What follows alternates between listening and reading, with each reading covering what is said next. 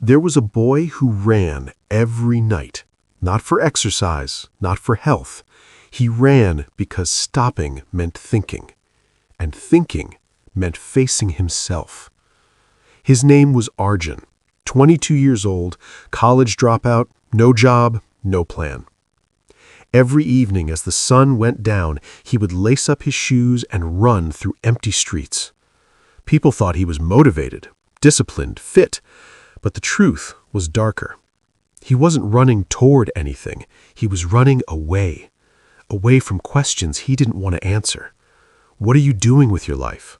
Why did you quit college? What will you become? These thoughts haunted him, so he ran fast, far, until his body was too tired to think. And for a few hours, he felt safe. But running doesn't solve anything. It only delays. One night, Arjun ran farther than usual. His legs burned, his lungs screamed, but he kept going. Until he couldn't. He collapsed near an old park bench, gasping for air. And then, silence. The kind of silence he had been avoiding for months. And in that silence, the thoughts came flooding back. You're wasting your life. Everyone else is moving forward. You're stuck. You're a disappointment. His chest tightened, not from the run, from the weight of his own mind. He wanted to get up and run again, but his body wouldn't move. So he sat there, alone, in the dark, with himself. For the first time in months, he stopped running. An old man walked by, slowly, calmly. He sat down on the same bench a few feet away. He didn't say anything at first, just looked at the sky. Then, without looking at Arjun, he spoke. "You run every night. I see you." Arjun didn't reply. The old man continued. "Let me tell you something. A river that runs fast crashes into rocks. A river that flows slow reaches the ocean." Arjun frowned. "I don't understand." The old man smiled. "You're not running to go somewhere. You're running to avoid standing still." Those words hit him like a stone. "But standing still is where you find yourself," the old man said. "You think your thoughts are your enemy. They're not. They're your mirror." He stood up, looked at Arjun one last time, and said, "Stop running, boy. Face the mirror." And then he walked away. Arjun sat there for an hour, maybe more. He didn't move. And slowly, something shifted. He stopped fighting his thoughts. He listened to them, really listened. "What are you doing with your life?" The answer came, not loud, but clear.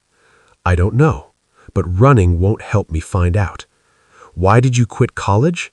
"Because I was afraid of failing, afraid of being average." "What will you become?" "I don't know yet, but I can't become anything if I keep hiding." For the first time, he wasn't drowning in his thoughts. He was understanding them. He realized something powerful. His thoughts weren't the problem. Running from them was. Every time he avoided them, they grew stronger, louder, heavier. But the moment he stopped and faced them, they lost their power. They became just thoughts, not monsters, just questions waiting for answers. Arjun stopped running every night. Not because he became lazy, but because he no longer needed to escape. He started sitting with himself, writing, thinking, planning. He didn't have all the answers, but he stopped being afraid of the questions. Here's the truth most people don't understand. Your mind isn't your enemy.